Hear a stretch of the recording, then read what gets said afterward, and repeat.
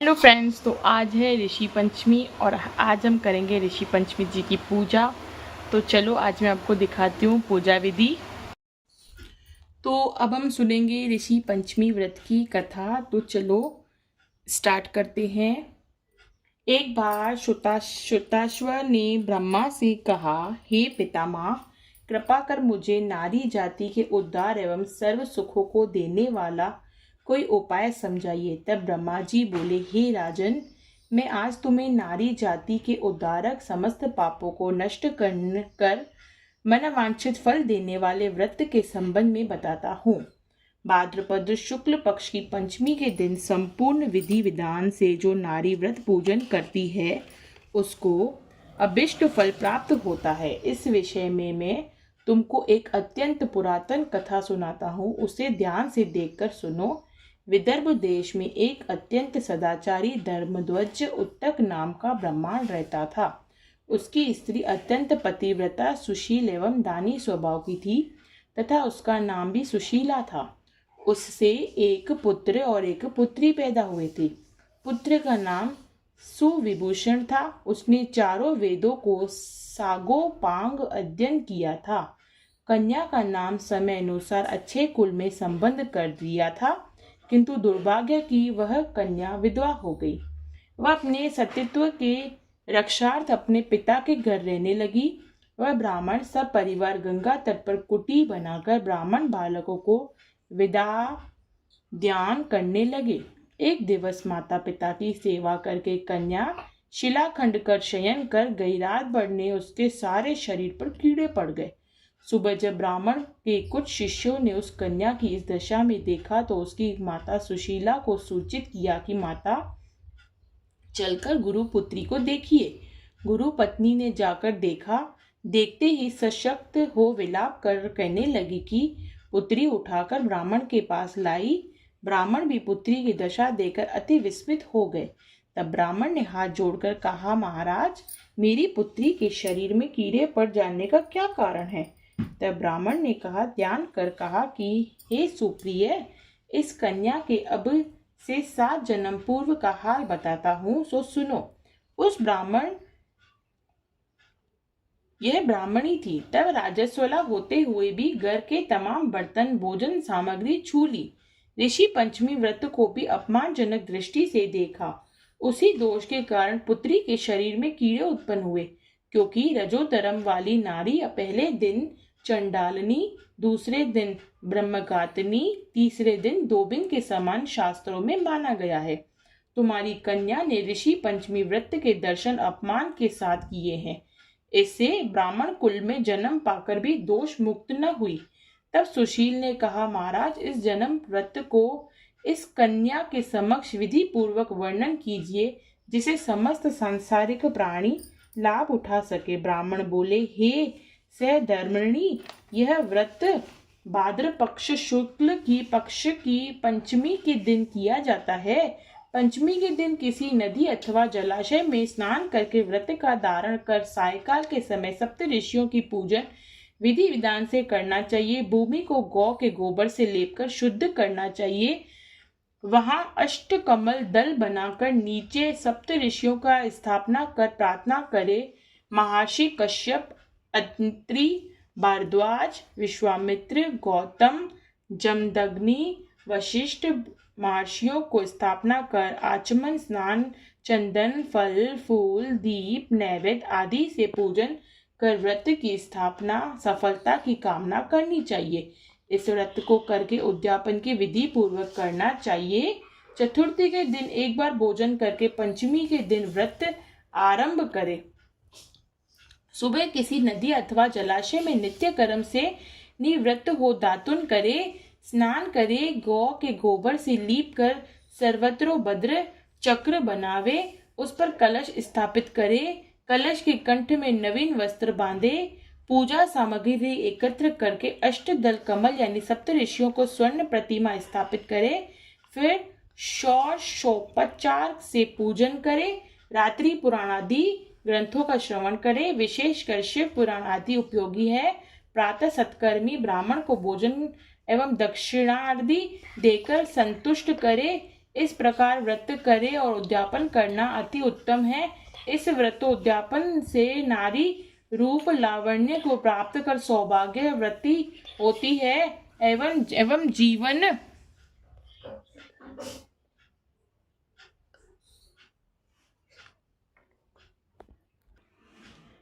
जीवन में धन संतानादि एवं सर्व सुख भोग कर अंत में देवलोक निवास करती है। इस व्रत के करने से नारी का बुरा समय समाप्त हो जाता है एवं सदैव लक्ष्मी का निवास कर रहता है। सुंदर आज्ञाकारी दीर्घायु वाले पुत्र उत्पन्न होते हैं। जीवन में किसी भी प्रकार का कष्ट नहीं होता। अब होगा दूसरी कहानी भी हम सुनेंगे, क्योंकि 2 कहानियों के जोड़े बनाते हैं। तो चलो अब दूसरी कहानी सुनते हैं। भविष्य पुराणांतर्गत दूसरी कथा। एक बार धर्मराज युधिष्ठिर ने भगवान श्री कृष्ण से कहा, हे जनार्दन, कृपा कर आज आप मुझे उस व्रत की विधि सहित बतलाइए जिसके कारण नारी जाति अनेक पापों से मुक्त होकर अनेकों यज्ञों का पुण्य फल प्राप्त करे। अंत में भगवान विष्णु आदि देवताओं के लोक में निवास करती है। मुझे इस कथा के विषय में विस्तार से समझाइए। तब भगवान श्री कृष्ण बोले, हे धर्मराज, भाद्र पक्ष शुक्ल पक्ष की पंचमी को ऋषि व्रत कहते हैं। इस व्रत के करने से स्त्री राजस्वला से मुक्ति होती है, अर्थात राजस्वला स्त्री से जाने अनजाने में अनेक त्रुटियां हो जाती है। उन त्रुटियों के कारण से नारी को जीवन में अनेक कष्टों का उठाना पड़ता है। उन कष्टों के निवारणार्थ यह ऋषि व्रत किया जाता है। यह अत्यंत पावन व्रत है। इसको अत्यंत पवित्रता के साथ करना चाहिए। इस व्रत के करने से किसी भी प्रकार की त्रुटि नहीं होनी चाहिए, क्योंकि जब देवराज इंद्र ने व्रतासुर राक्षस को मारा था तब उन्हें ब्रह्म हत्या का पाप लगा। उस समय ब्रह्म हत्या के 4 भाग करके एक भाग स्त्री के रज में, दूसरा नदी के फेन में, तीसरा पर्वतों में, चौथा भाग अग्नि की प्रथम ज्वाला में विभक्त किया था। इससे हर वर्ण जाति की नारी रजस्वला होने पर भी पहले दिन चंडालनी, दूसरे दिन ब्रह्मघातिनी, तीसरे दिन धोबिनी के समान दोषी होती है। इससे उन दिनों में किसी भी वस्तु को छूना मना है। छूने से वह वस्तु अपवित्र होकर दूषित होती है। इससे ऋषि पंचमी व्रत के करने से वह दोष मुक्त होकर नारी मोक्ष को प्राप्त होती है तथा पवित्र हो जाती है। हे राजन, विदर्भ देश में एक शयनजित नाम का अत्यंत प्रतापी, यशस्वी तथा न्यायप्रिय राजा था। उसी राज्य में एक सुमित नाम का विद्वान ब्राह्मण था। उसकी पत्नी, जिसका नाम जयश्री था, ऋषि कार्य में अचानक राजस्वला धर्म को प्राप्त हो गई। वह समयानुसार भोजन आदि प्रति वस्तु छूती रही।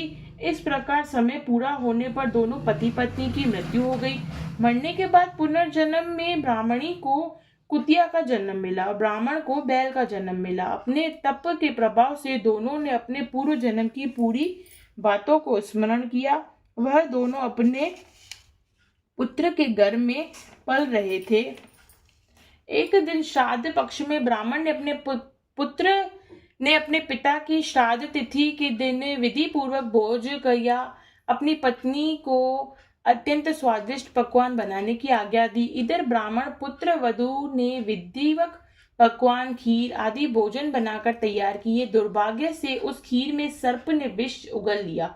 यह हाल ब्राह्मणी, जो कुतिया योनि में सब देख रही थी, उसने सोचा कि यदि ब्राह्मण यह भोजन करेंगे तो समाप्त हो जाएंगे। इससे मेरे पुत्र को ब्रह्म हत्या का भारी पाप लगेगा। इस प्रकार से सोचकर उसकी पुत्र वधू की दृष्टि बचाकर उस कुतिया ने खीर को जूठा कर लिया। तब बहू ने कुतिया को किबाड़ में बंद कर इतना मारा कि उसकी कमर तोड़ दी। तब खीर फेंककर दोबारा खीर बना ली।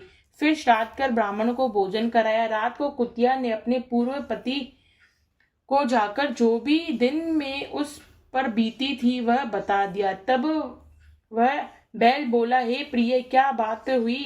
किस कारण लाठी मारकर तुम्हारी कमर तोड़ी? वह सारी कथा मुझे विस्तार से बताओ। तब उस कुतिया ने बैल को यह सब बताया कि फिर किस प्रकार तथा किस कारण ने से उसकी पुत्र वधू ने लाठी मारकर उसकी कमर तोड़ दी थी। वह अपना संपूर्ण समाचार सुनकर कहने लगी, स्वामी, हमारा इस योनि में कैसे छुटकारा होगा? उसको किस अकर्म के कारण तभी दुख भोगने पड़ रहे हैं? ब्राह्मण पुत्र वहीं पर छुपा सुन रहा था। उन दोनों को उसके वहां होने का कुछ भी भान नहीं था। तब वह बैल बोला, हे प्रिय, तुम्हारे ही दूषित कर्म एवं पापों को भोगने हेतु आज मुझे बैल होना पड़ा। यह कहकर उसने अपने पूर्व जन्म की संपूर्ण कथा बताई। वह राजस्वला के समय भोजनादि सभी समय छूती रही। उसी पाप के कारण उसको कुतिया और मुझको बैल का जन्म प्राप्त हुआ, जिस पर अभी तुम्हारे स्वभाव में कोई भी परिवर्तन नहीं है, क्योंकि तुम्हारी कुतिया की योनि है। फिर कुत्ते का स्वभाव भी वैसा ही होता है। उसी स्वभाव के कारण ही तुम्हारे ऊपर इन सब बातों का कोई असर नहीं है। देखो, यह पूरा परिवार हमारे पिछले जन्म का ही परिवार है। यह मेरा पुत्र है, जिसने आज मुझे पूरे दिन बांध कर हल में चलाया है। घर पर इसकी पत्नी ने मेरे नाम का ही श्राद्ध किया है और मेरे नाम को ही ब्राह्मण को भोजन कराया, जबकि प्रातः से मैं निरंतर हल में चल रहा हूँ। अभी तक मुझे खाने को चारे में एक तिनका भी नहीं दिया।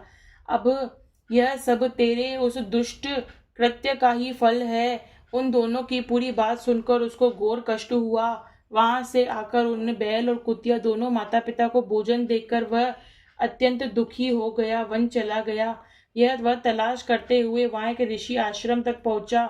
वहां उसने कुछ समय बिताया। एक दिन सुअवसर जानकर ऋषियों से पूछा, हे दयालु, मेरे माता पिता कुतिया तथा बैल की योनि भोग रहे हैं।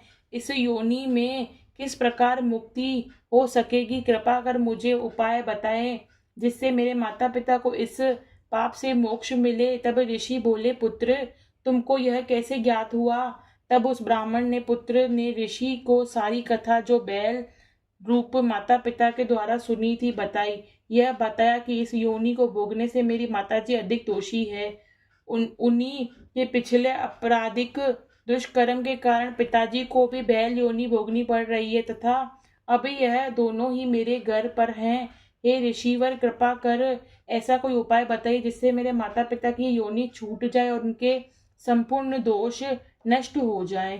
ऋषि बोले, पुत्र, तुम धन्य हो। इस संसार में ऐसे पुत्र कम पाए जाते हैं जो अपने माता पिता के सुख चैन में विषय में सोचे। तुम्हें तो अपने तथा अपनी पत्नी के संतान की चिंता रहती है। तुमने अपने माता पिता की मृतात्मा की मुक्ति हेतु सोचकर हमको आनंदित किया है। हे पुत्र, सुनो, पूर्व जन्म में तुम्हारे माता पिता ऋषि मुनियों की निरंतर सेवा में रहा करते थे। तुम्हारी माता जब रजोधर्मी में थी तब वह ऋषि सेवा कार्य करती रहती थी। उस समय उन्होंने उसके द्वारा छू जाने पर हर वस्तु दूषित हो गई। इसी प्रकार ऋषियों पर प्रभाव पड़ा। उनकी ऋषियों से गुप्त रूप में श्राप दिया। उसी में तुम्हारे पिता बैल और तुम्हारी माता कुतिया बन गई। अब इसके मोक्षार्थ तुम्हारे घर पर भाद्र पक्ष शुक्ल पक्ष को पंचमी ऋषि व्रत करो। दोनों पति पत्नी उस व्रत का फल माता पिता के लिए संकल्प करो, तब वे इस पशु योनि से मुक्त हो जाएंगे, स्वर्ग का वास करेंगे। तब इस व्रत तथा पुण्य कार्य से तुम्हारे माता पिता के आशीर्वाद से तुम भी कृत होगे, तुम्हारा कार्य निष्फल न होगा। अतः तुम कार्य दोनों प्राणी मिलकर श्रद्धा पूर्वक विधि विधान से करो।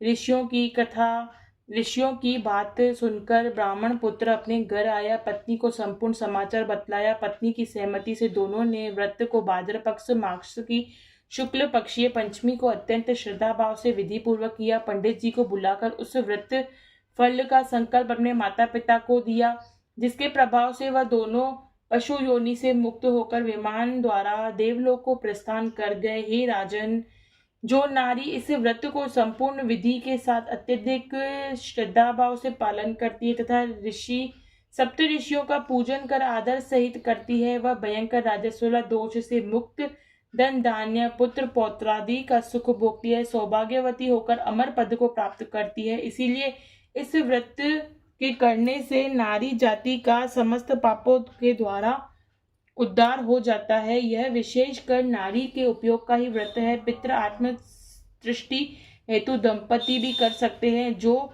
फल अनेक तीर्थों के करने से प्राप्त होता है, वही फल एक बार इस व्रत के करने से होता है। ही युधिष्ठिर, इस व्रत का महान फल है। इति ऋषि पंचमी कथा समाप्त।